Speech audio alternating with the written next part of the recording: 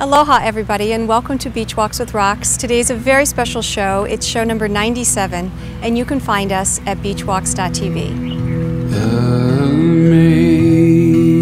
Amazing grace, how sweet the sound that saved a wretch like me.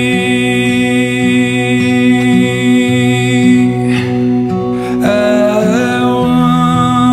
once was lost, but now am found.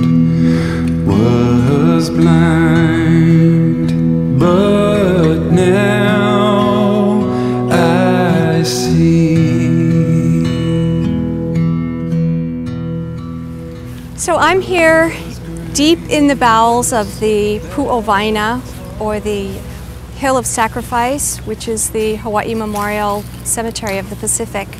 And there are over 50,000 or close to 50,000 people buried here, mostly soldiers of war. So today is a special show for Memorial Day, and it's a very bone-chilling moment for me as I'm surrounded by the memory of people who have died in immense struggle. And yet I'm breathing in the scent of flowers as every single gravestone has a lei, a fresh flower lei wrapped around it. And so today I'm thinking of two people in particular. One is my dad, who fought in World War II and who never breathed or spoke a word about his experiences until a few years ago, well over 50 years after the war. So it was a very, very traumatic and difficult experience for him. Nonetheless, he still believes that his service was honorable and that he did the right thing. And you know, World War II started for America here with the bombing of Pearl Harbor, and at that time Hawaii was not even a state, it was still a territory. We didn't become a state until 1959.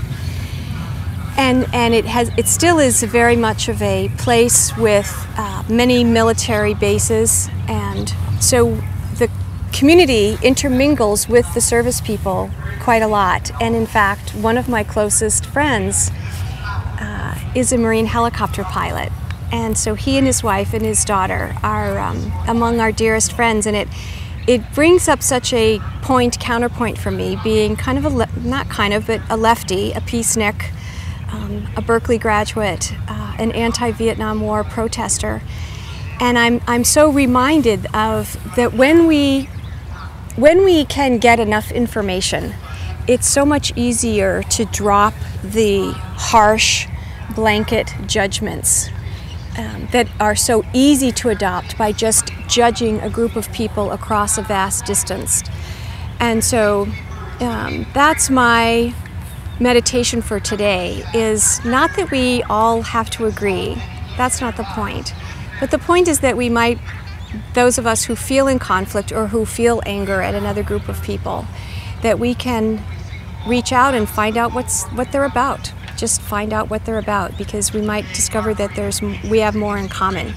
You know, those of us like myself who are peaceniks, we say we have, why can't we all live together in harmony? Well, we could, except, there are some people who really like to fight, and they have as much right from a soul level to come here and fight as those of us who have a right to come here and want to be in peace. So I had this wacky idea that maybe the people that like to fight could go to Second Life and fight their wars in Second Life in virtual space, and be able to preserve their physical life and stay alive here on the planet, and we can have great conversations over dinner about what's right and wrong and what's better or worse. And at the end of the day, we can remember that none of this matters, because when we do die and when we do leave our bodies, I do believe that we are all beloved and divine and safe and secure. So, aloha, Dad. This is for you. And to all of you out there, aloha, nui loa. Thus far, and